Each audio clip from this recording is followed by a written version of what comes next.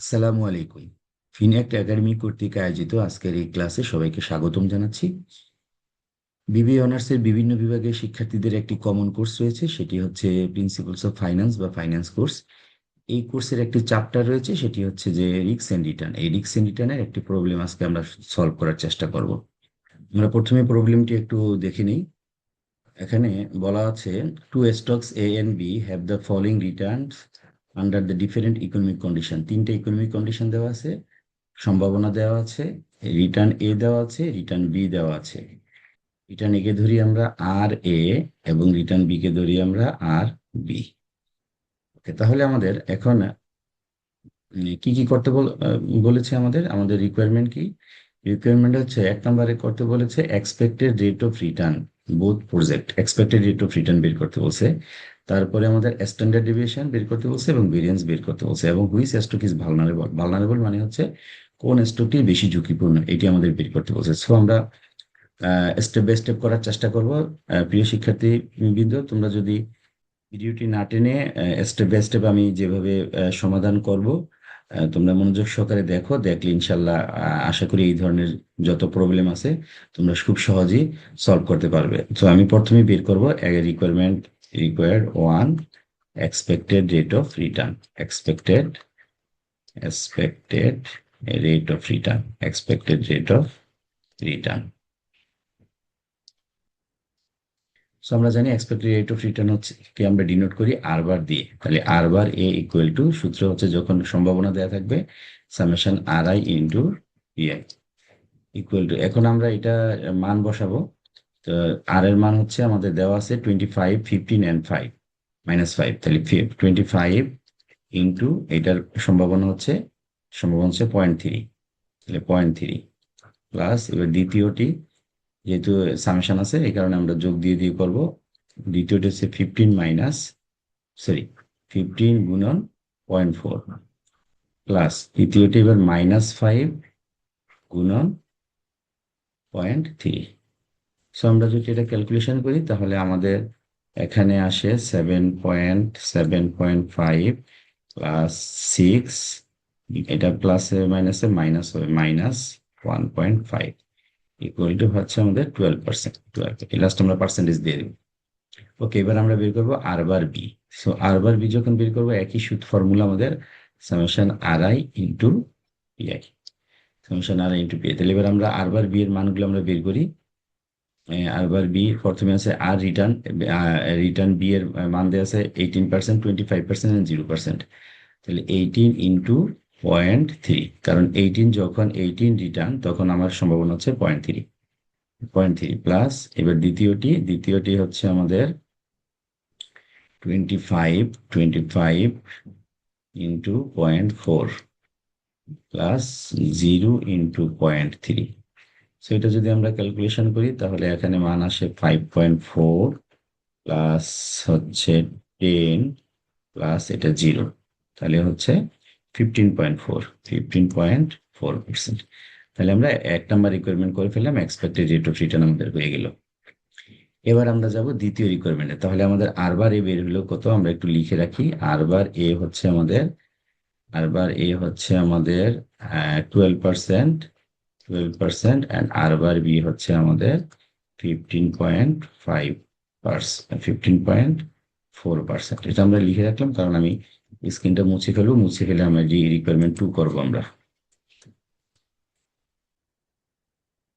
এবার আমরা রিকোয়ারমেন্ট 2 তে যাই। রিকোয়ারমেন্ট 2 তে স্ট্যান্ডার্ডেশন এন্ড ভেরিয়েন্স বের করতে বলছে। আমরা জানি যে স্ট্যান্ডার্ডেশন করলে ভেরিয়েন্স বের করা যাবে এবং ভেরিয়েন্স থেকে স্ট্যান্ডার্ডেশন করা যাবে।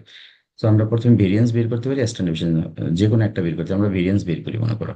তাহলে রিকোয়ারমেন্ট 2, ক্যালকুলেশন ভেরিয়েন্স। আমরা ভেরিয়েন্স করতেছি, ভেরিয়েন্স। তাহলে ভেরিয়েন্সকে ডিনোট করি আমরা sigma, sigma sigma square A. Variance হচ্ছে sigma square A equal to, তাহলে আমাদের সূত্রটা হবে summation R I minus R bar A whole square into PI. এটা হচ্ছে আমাদের ভেরিয়েন্সের সূত্র। আর যদি আমরা স্ট্যান্ডার্ড ডেভিয়েশন বের করতে যাই তখন এই সাইডে স্কোয়ারটা উঠে যাবে, এই সাইডে রুট হবে, আর কিছু না। তাহলে আমরা যদি এখন মানটা বের করি তাহলে এর মান হচ্ছে, রিটার্ন এর মান হচ্ছে, আর এর মান হচ্ছে প্রথমে হচ্ছে 25 25 মাইনাস আর বারে আমরা অলরেডি বের করেছি, এটা হচ্ছে 12%, 12%, তাহলে 25 মাইনাস 12, আমরা পার্সেন্টেজটা লাস্টে দিয়ে দিব। আমরা সবসময় সংখ্যায় দেখাবো, রিটার্ন গুলো সংখ্যায় দেখাবো, তাহলে আমাদের ক্যালকুলেশন করতে একটু সুবিধা হবে। কেউ ইচ্ছা করলে দশমিকও এগুলো দেখাইতে পারো, কিন্তু আমি সাজেস্ট করবো তোমরা এগুলো সংখ্যায় দেখাবা। Whole square into P, P মানে হচ্ছে প্রবাবিলিটি, 0.3, 0.3, এই একটা গেল। তারপরে এবার আমাদের দ্বিতীয়টি আর এর মান কত, 15, তাহলে 15 মাইনাস আর বার এ কত আমাদের 12, 12 হোল স্কয়ার ইন্টু হচ্ছে 0.4। এবার তৃতীয়টি হচ্ছে আমাদের -5, তাহলে -5, -5 মাইনাস 12 হোল স্কয়ার, এটার সম্ভাবনা হচ্ছে 0.3, এটার সাথে গুণ করে দিলাম 0.3। তাহলে এবার আমরা একটু,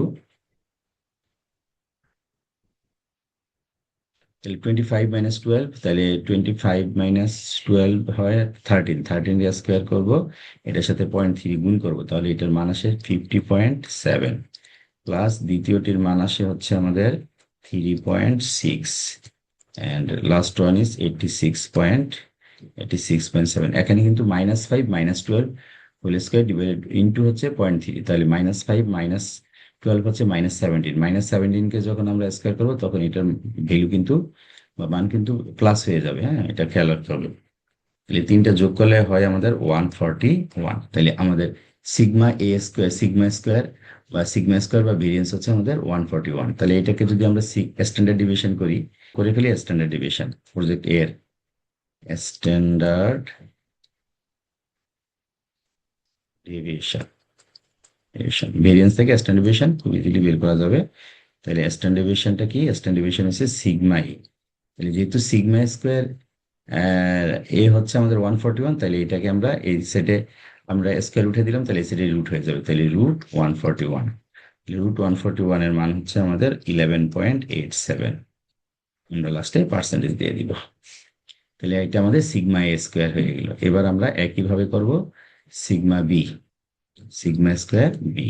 তাহলে সিগমা স্কোয়ার বি এর ফর্মুলা আমাদের আগের মতোই, summation R minus R I minus R bar B whole square into হচ্ছে পিআই। এটা হচ্ছে আমাদের ভেরিয়েন্স, মানে স্টক বি এর ভেরিয়েন্স বের করছি আমরা। তাহলে প্রথমে আর হচ্ছে আমাদের 18%, 18 বিয়োগ মাইনাস আর বার বি হচ্ছে আমাদের 15.4, আমরা 1 নম্বর রিকোয়ারমেন্টে বের করেছিলাম, তাহলে 15.4, তাহলে 15.4 স্কোয়ার ইন্টু পি, প্রথমটার পি হচ্ছে আমাদের 0.3, 0.3, এই যে 0.3, প্লাস এবার দ্বিতীয়টি second one 25 minus 15.4 whole square divided into হচ্ছে 0.4, এবার তৃতীয়টি 0 মাইনাস 15.4 সবগুলা থেকে বিয়োগ হবে আর কি, ইন্টু স্কোয়ার ইন্টু হচ্ছে 0.3, ইন্টু হচ্ছে 0.3। ওকে, এবারে যদি আমরা এটা ক্যালকুলেশন করি তাহলে এখানে মান আসে হচ্ছে 2.028 প্লাস 36.864 প্লাস 71.148। এটা যদি আমরা যোগ করি তাহলে আমাদের মান আসে 110.04, সো এটা আমরা করলাম কি, এটা হচ্ছে আমাদের ভেরিয়েন্স। এবার যদি আমরা স্ট্যান্ডার্ড ডিভিশন বের করি, স্ট্যান্ডার্ড ডিভিশন হচ্ছে সিগমা এ, স্ট্যান্ডার্ড ডিভিশন হচ্ছে সিগমা বি আমরা এটাকে রুট করে দিব, জাস্ট রুট করে দিব, অর্থাৎ ভেরিয়েন্সকে যদি আমরা রুট করে দিই তাহলে স্ট্যান্ডার্ড ডিভিশন পাওয়া যায়। তাহলে 110.04, এটাকে যদি আমরা রুট করে দিই তাহলে মান হয় 10.49, তাহলে 10.49 লাস্ট আমরা পার্সেন্টেজ দিয়ে দিতে পারি। তাহলে এই সিগমা বি এর মান হচ্ছে বা স্ট্যান্ডার্ড ডিভিশন হচ্ছে আমাদের 10.49। তাহলে আমরা 2 নম্বর রিকোয়ারমেন্ট আমাদের হয়ে গেল, 1 নম্বর হয়ে গেল, 2 নম্বর হয়ে গেল। তাহলে আমরা সিগমা এ পেয়েছি, 11.87, আর সিগমা বি পেয়েছি আমরা 10.49%, আর সিগমা স্কোয়ার এ পেয়েছি আমরা 141, সিগমা স্কোয়ার বি পেয়েছি আমরা হচ্ছে 110.110.110.04, এটা হচ্ছে রিকোয়ারমেন্ট বি। এবার হচ্ছে লাস্ট ওয়ান 3 নম্বর রিকোয়ারমেন্ট আমরা করবো। এবার 3 নম্বর রিকোয়ারমেন্ট, তিন নম্বর রিকোয়ারমেন্ট বলছে হুইচ স্টক ইজ ভালনারেবল, মানে কোন স্টকটি ঝুঁকিপূর্ণ। সো আমাদের যদি কখনো কোশ্চেন করে যে কোন স্টকটি ঝুঁকিপূর্ণ, কোন স্টকটি কম ঝুঁকিপূর্ণ, কোন স্টকটিতে বিনিয়োগ করা যাবে, কোন স্টকটি বিনিয়োগ করা যাবে না, সো এরকম যদি আমাদের কোশ্চেন করা হয় বা সিদ্ধান্ত চাওয়া হয়, তখন আমরা বের করি হচ্ছে কোএফিসিয়েন্ট অফ ভেরিয়েশন, অর্থাৎ যেটাকে আমরা বলি কোএফিসিয়েন্ট অফ ভেরিয়েশন বা সিবি, সংক্ষেপে আমরা বলি সিবি। সিবি বের করবো আমরা এখন। হ্যাঁ, তাহলে স্টক এ এর সিবি বের করবো, স্টক বি এর সিবি বের করবো। সিবি এর সূত্র আমরা জানি sigma A divided by R bar এ গুণন 100 ইন্টু 100। তাহলে সিগমা এর মান আমরা বের করেছিলাম এই যে 11.87। তাহলে এখানে 11.87 আমাদের সব মান আমরা অলরেডি বের করেছি। 11 আর বার এ হচ্ছে আমাদের 12, আর বার এ 12 ইন্টু 100। সো এটা যদি আমরা করি তাহলে এটার মান আসে হচ্ছে 90%, 99%, 99%। ওকে, এবার হচ্ছে সিবিবি। তাহলে সিবিবি সমান সমান একইভাবে সূত্র sigma B divided by R bar B গুণন 100। তাহলে এটার মান যদি আমরা বসাই তাহলে এখানে আসে সিগমা বি এর মান হচ্ছে 10.49, 10.49, 10.49 divide by R bar B হচ্ছে 15.4, 15.4 গুণন 100। তাহলে এইটা ক্যালকুলেশন করলে আমাদের মান আসে 68%, 68%। তাহলে আমরা দুইটা সিবি বের করলাম, এবার আমরা সিদ্ধান্ত নিব। তাহলে সিদ্ধান্ত হচ্ছে যেই যেই যেই স্টকের সিবির মান বেশি, ওই স্টকটি বেশি ভালনারেবল, ওই স্টকটি বেশি ঝুঁকিপূর্ণ, ওই স্টকটিতে আমরা বিনিয়োগ করা থেকে বিরত থাকবো। আর সিবির মান যেটা কম সেটা তুলনামূলকভাবে ভালো, সেটাতে আমরা বিনিয়োগ করবো, সেটাতে কম ঝুঁকিপূর্ণ। তাহলে আমাদের যেহেতু জানতে চেয়েছে হুইচ স্টক ইজ ভালনারেবল, তাহলে আমরা এবার সিদ্ধান্ত নিতে পারি যে stock B stock B is, sorry vulnerable বলছে তো, তাহলে স্টক এ হবে, স্টক এ। তাহলে স্টক এ, যেহেতু স্টক এ এর সিবি হচ্ছে 99%, স্টক বি এর সিবি হচ্ছে 68%, তাহলে বেশি হচ্ছে স্টক এ এর। তাহলে স্টক এ ইজ ভালনারেবল। তাহলে আমরা লাস্টে লিখবো stock A is vulnerable, vulnerable because, কি কারণে ভালনারেবল বলতেছি আমরা, because the CB of stock B, the CB of stock B, sorry, stock A, the CB of stock A is higher than CB of stock stock B। এই হলো আমাদের সিদ্ধান্ত, এই সিদ্ধান্তটাই আমাদের চেয়েছে।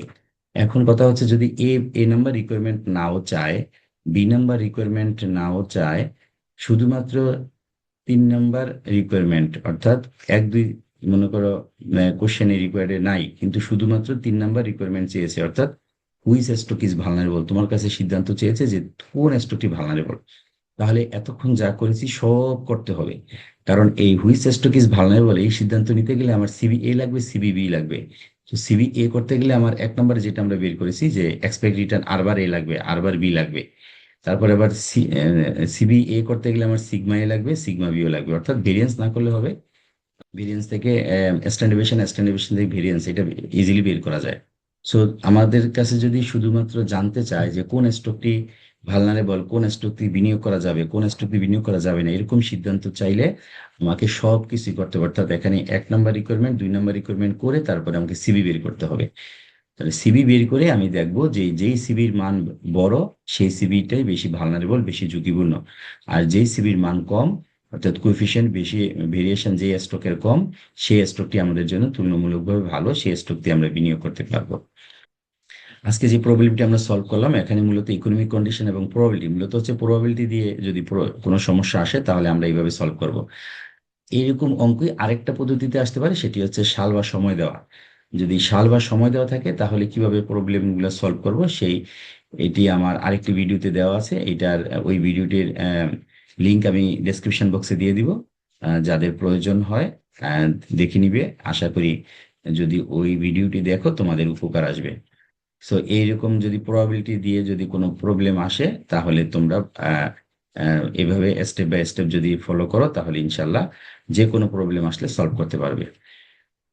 যদি কোনো কিছু না বুঝে থাকো কমেন্ট বক্সে কমেন্ট করবে, আমি আবার পরবর্তী ভিডিওতে যদি সম্ভব হয় আমি এটা সলভ দেওয়ার চেষ্টা করব। সেই পর্যন্ত সবাই ভালো থাকো, সুস্থ থাকো। সবার জন্য শুভকামনা রইল। আল্লাহ হাফেজ।